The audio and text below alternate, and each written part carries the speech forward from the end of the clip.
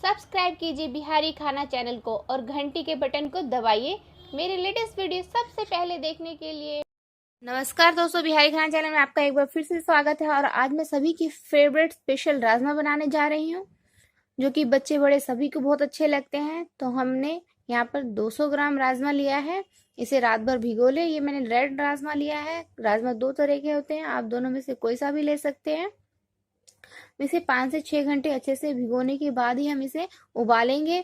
तो यहाँ पे मैंने जो राजमा लिया है, साथ ही यहाँ पे हम 1.5 गिलास पानी ले लेंगे। यहाँ पे 2 कप राजमा में लगभग 1.5 गिलास पानी लग जाएगा।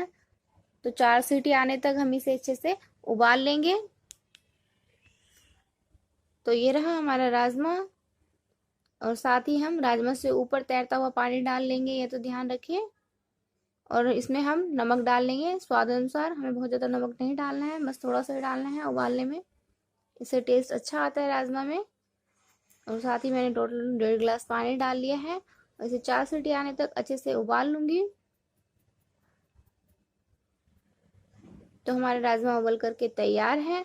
फ्रेंड्स, कभी भी आपको लगे कि एक बार आप चेक कर लें, अगर कभी आपको लगे कि हमारा राजमा बहुत ज़्यादा पक चुका है, तो हम उस स्टेज पे इसमें हम 1 गिलास चिल्ड वाटर डाल सकते हैं। तो यहाँ पे मैंने तेल गर्म होने के लिए डाल दिया था, साथ ही जीरा, एक साबुत लाल मिर्च और तेज पत्ता डाल लिया है। इसके साथ ही मैं इसमें अदरक डालूंगी, क्योंकि अदरक डालने से पहले राजमा में टेस्ट अच्छा आता है। राजमा अदरक का टेस्ट बहुत ही अच्छा जाता है। और साथ ही हम डाल लेंगे एक प्याज कद्दूकस किया हुआ। मैंने यहाँ पे 1 इंच के करीब अदरक डाल दिया है कद्दूकस किया हुआ।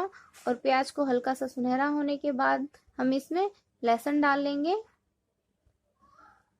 और लहसुन डालने के बाद हम और इसे अच्छे से भून लेंगे ताकि लहसुन का कच्चापन दूर हो जाए। उसके बाद हम इसमें सूखे मसाले ऐड करेंगे।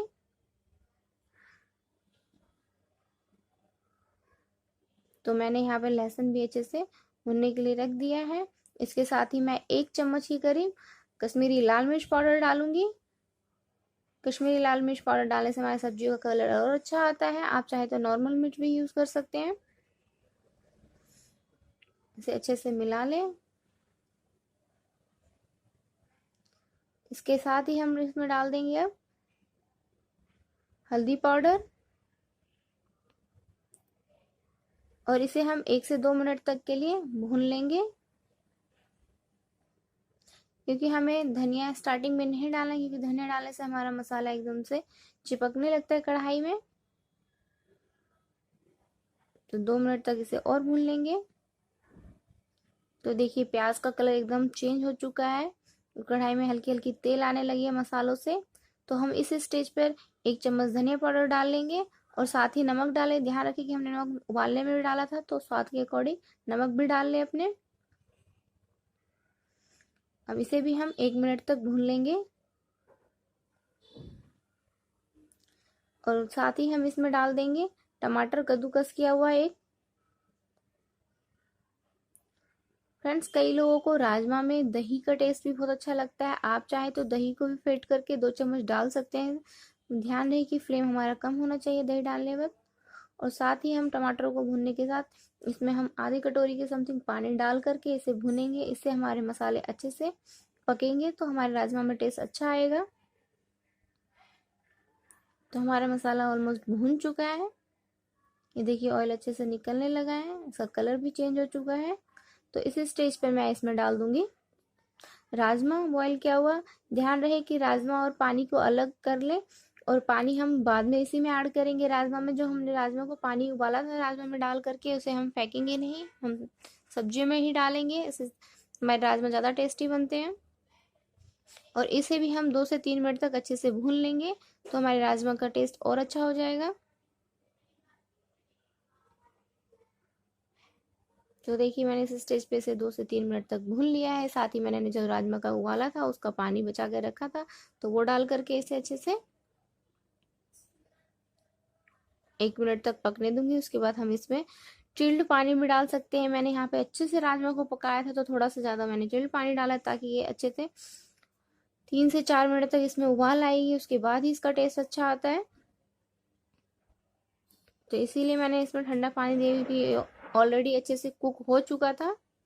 तो ये ओवर कुक ना हो, इसलिए मैंने इसमें चिल्ड वाटर डाला है। अगर आपके राजमा नॉर्मल पके हुए हों तो आप नॉर्मल पानी या गर्म पानी भी डाल सकते हैं, उसका भी टेस्ट अच्छा आता है।